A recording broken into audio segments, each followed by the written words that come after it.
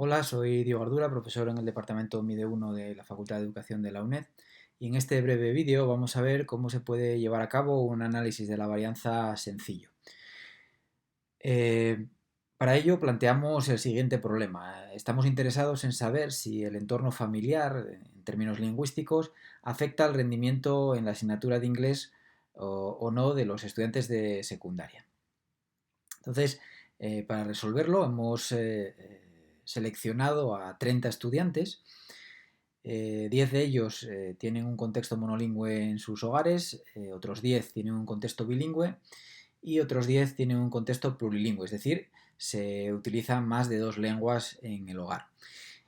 Y hemos medido el rendimiento en inglés de cada uno de estos estudiantes, de manera que tenemos un diseño de 3 grupos: los de familia monolingüe, los de familia bilingüe y los de familia plurilingüe. Y para resolver la pregunta que nos hacíamos, lo que tendremos que ver es si las medias en el rendimiento en inglés difieren en estos 3 grupos, si son iguales o si son diferentes, para ver si tiene un efecto ese contexto lingüístico familiar. Para hacer la comparación de medias que necesitamos para resolver este problema, vamos a utilizar el programa JASP. Ya hemos puesto el archivo en un formato adecuado para que lo pueda leer el programa, y lo que tendremos que hacer es una ANOVA.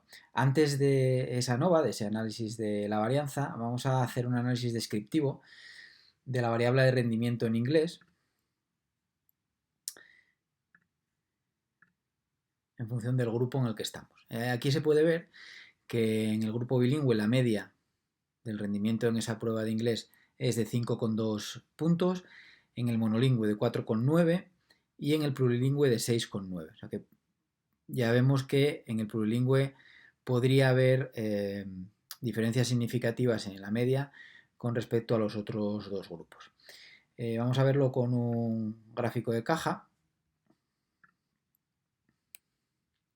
Aquí tenemos ese gráfico, ¿no? Se ve una cierta ventaja en el caso del plurilingüe, pero lo que queremos examinar es si esas diferencias de medias van a ser estadísticamente significativas o no. Entonces, para eso, como tenemos 3 grupos, vamos a una ANOVA. La variable dependiente sería el rendimiento en inglés y los factores fijos los darían los grupos.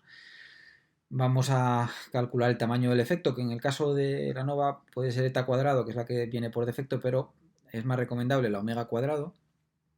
Y aquí tenemos la tabla de la ANOVA con todos los datos. Lo que más nos interesa es el valor de f y el valor p asociado, ¿no?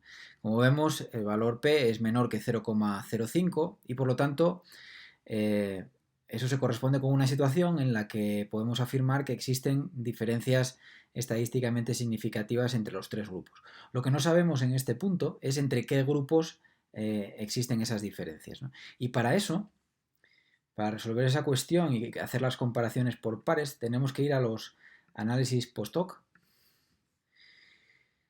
Vamos a utilizar la corrección de Tukey, que es bastante habitual, y ya los tenemos aquí. Y aquí, como se puede ver, tenemos las comparaciones por parejas. Entre bilingüe y monolingüe, el p-valor es mayor que 0,05, bastante mayor, con lo cual podemos afirmar que las medias que encontramos antes entre los grupos bilingüe y monolingüe son idénticas desde un punto de vista estadístico.